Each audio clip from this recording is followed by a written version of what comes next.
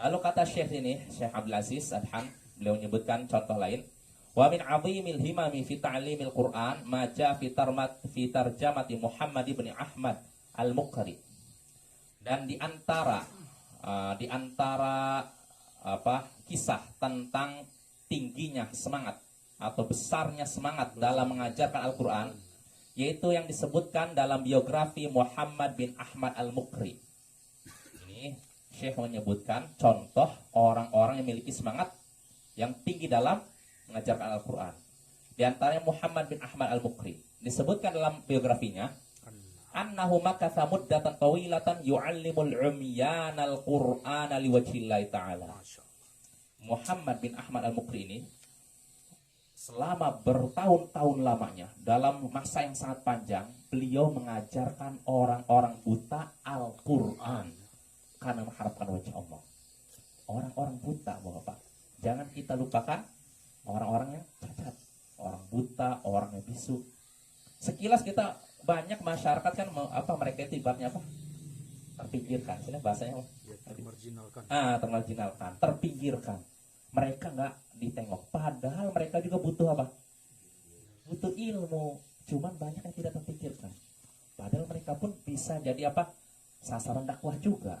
Kalau kita mau berpikir tuh, orang-orang buta, orang bisu. Betul tidak?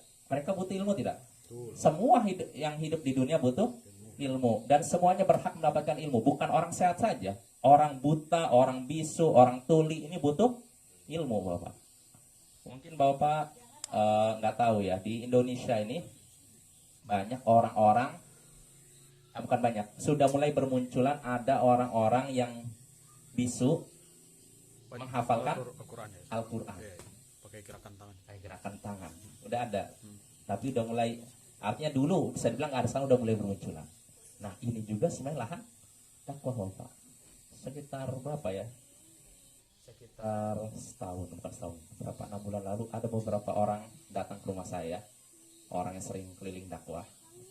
Dia datang ke rumah saya, dia cerita bahwa ketika dia lagi keluar di suatu daerah dakwah di daerah Jawa Barat, didapati di situ ada orang-orang bisu yang bisa dibilang Muslim, tapi apa istilahnya termarginalkan tadi, terpinggirkan, nggak ada orang yang ini.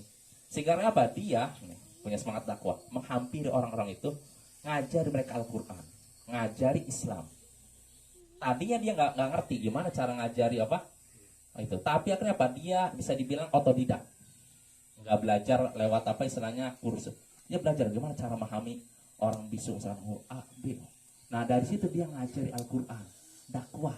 Sehingga akhirnya katanya ada di antara orang bisu ini dibawa sama mereka, lalu ngisi bayar di hadapan masyarakat dengan bahasa apa ya? Bahasa isyarat gitu. Lalu diterjemahkan, oh maksud ini gitu. Nah itu Bapak. Jadi artinya ini jangan dianggap apa? Jangan kita pinggirkan orang buta, bisu, tuli. Mereka juga butuh ilmu dan mereka juga butuh dakwah. Maka kalau kita menyaksikan ada orang yang punya kekurangan seperti itu, kita ajarkan semampu kita. Jangan sampai dalam diri kita ngerasa orang seperti ini nggak butuh ilmu. Hati-hati. Ini menunjukkan dalam diri kita ada sikap apa? Kibar, sombong, merasa diri lebih hebat, lebih baik daripada ini.